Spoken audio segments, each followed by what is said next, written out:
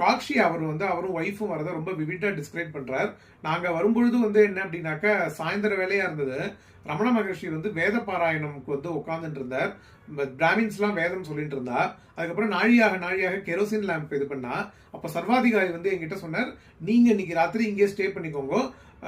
உங்க wife women R not allowed to stay இந்த ஆசிரமம். ஏன்னா அவுட்ஸ்கர்ட்ஸ்ல இருக்கு. அவ மற்ற லேடிஸோட அனுப்பி வைக்கிறோம். அவ டவுன்ல போய் தங்கிட்டு அங்கேயே சாப்பாடு அனுப்பிச்சு வச்சிடறோம். அதுக்கப்புறம் மார்னிங் குளிச்சுட்டு வரலாம் அப்படின்னு சொல்லி குளிச்சுட்டு திருப்பி இங்க பிரேக்ஃபாஸ்ட்டுக்கு இங்க வந்துடலாம்னு சொல்லி சர்வாதிகாரி நிரஞ்சானந்த சுவாமி இந்த ஜட்ஜிட்ட சொல்றார். இவரும் ஒத்துக்கிறார். அதுக்கப்புறம் அவ ஒய்ஃப் எல்லாம் போறா. அந்த போற டயத்துல கெரோசின் லேம்ப் எல்லாம் ஏத்தி வைக்கிறா. அப்புறம் பெட்ரோமேக்ஸ் லைட் இதெல்லாம் ஏத்தி வச்சு ஆசிரமத்துல 1937 டைம் பீரியட்ல அந்த காட்சியை அப்படியே சொல்றார்.